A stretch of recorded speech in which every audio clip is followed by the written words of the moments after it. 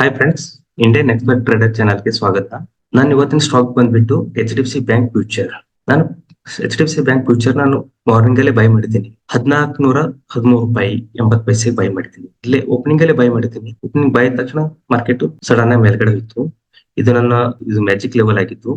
Magic level ಇಂದ ನಾನು by ಮಾಡಿರೋದು. ನನ್ನ ಟಾರ್ಗೆಟ್ ಬಂದ್ಬಿಟ್ಟು ಇದೇನ್ ಹೈ ಇದೆಯಲ್ಲ, ಇದು ನನ್ನ ಟಾರ್ಗೆಟ್ ಹೈ ಆಗಿರೋದು ನನ್ನ ಟಾರ್ಗೆಟ್ ಆಗಿರ್ತೈತಿ.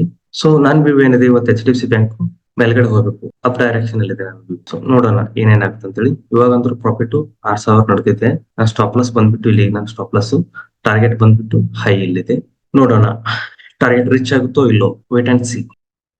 ಇಲ್ಲಿ ರೆಸಿಸ್ಟೆನ್ಸ್ ತುಂಬಾನೇ ಫೇಸ್ ಮಾಡ್ತಾ ಇದೆ. ಸೊ ಅದಕ್ಕೆ ನಾನು ಇದನ್ನು ಪ್ರಾಫಿಟ್ ಬುಕ್ ಮಾಡ್ಕೊಂಡ್ಬಿಡ್ತೀನಿ. 15,000 ರೂಪಾಯಿ ಪ್ರಾಫಿಟ್ ಬುಕ್ ಆಯ್ತು. ಸೊ ಇದೇ ತರ ಟ್ರೇಡ್ ಮಾಡೋದು ತುಂಬಾ ಈಸಿಯಾಗಿ ಮಾಡ್ಬೋದು. ಇದರಲ್ಲಿ ಅಂತದೇನು ಡಿಫಿಕಲ್ಟ್ ಇಲ್ಲ. ನಾನು ಇದೇ ತರ ಡೈಲಿ ಒಂದೊಂದು ಟ್ರೇಡ್ ಮಾಡಿ ವಿಡಿಯೋ ಹಾಕ್ತಾ ಇರ್ತೀನಿ. ನಾನು ಯೂಟ್ಯೂಬ್ ಅನ್ನು ಫಾಲೋ ಮಾಡಿ, ಸಬ್ಸ್ಕ್ರೈಬ್ ಮಾಡಿ, ಲೈಕ್ ಮಾಡಿ.